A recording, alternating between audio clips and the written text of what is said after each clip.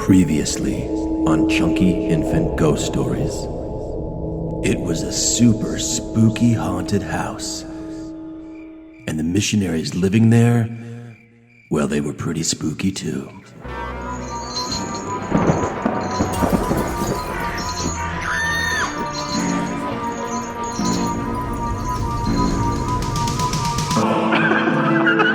This is Infants on Thrones.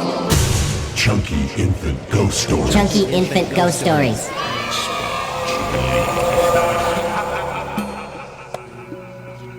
Welcome back to chunk number 2 of Chunky Infant Ghost Stories. I'm your not quite as chunky as I used to be host, Glenn Ostlund, feeding you one chunk of a totally real ghost story every day for the month of October, because I wanna.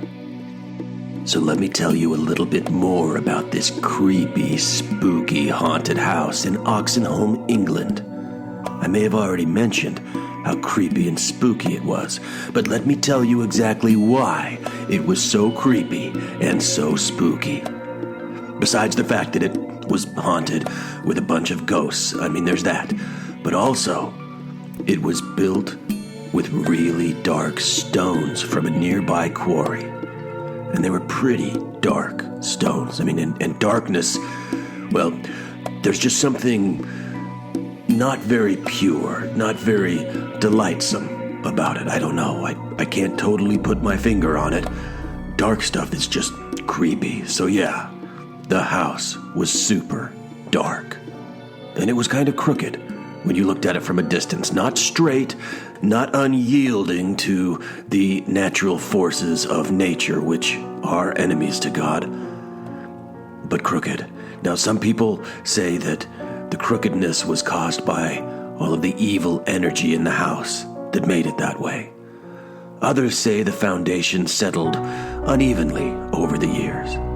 And one guy told me that it really only looks crooked if you're standing on uneven ground while you're looking at it. But the thing is, the house was super creepy. At least that's what Elder Ironrod thought the first time he saw it. Talking to members of the small branch, you could tell this was an area that had a history of ghost stories, because they all told us that it had a history of ghost stories, says Mahonri Ironrod, one of the missionaries who stayed in the Oxenholme house in 1978. There were a bunch of ruins in the area that dated back to the Romans.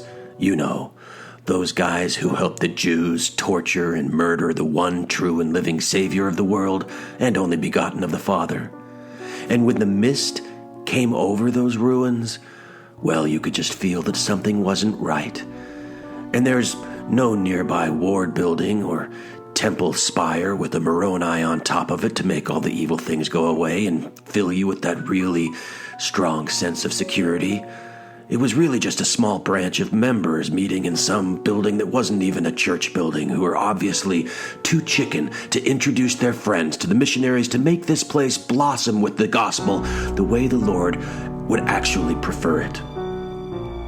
Well, that in itself is just a very scary, scary feeling, stated Brother Ironrod as he wiped some organic goop from his finger onto his jeans that he tried to inconspicuously clean out of his nose.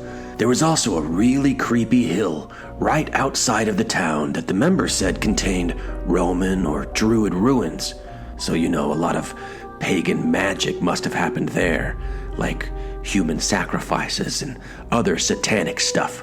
Archaeologists don't know for sure what was there, but the closer you get to it, the creepier you always felt. So you knew there was something going on, said Mahonri Ironrod. I could see it from my bedroom window. It always gave me the creeps. Built in the year 1890, the same year when 3 men were killed at the train station just below the property, Oxenholme Manor sits just 2 miles from the nearest town, Kendall, which I will tell you more about on the next installment of Chunky Infant Ghost Stories. Next on Chunky Infant Ghost Stories, We heard footsteps, we heard people knocking, not 3 times, so it probably wasn't people in spirit prison trying to get over to paradise. But we are missionaries. Maybe that's why they were trying to contact us. Come support us over on Patreon. Because we're totally worth it. We can follow him too.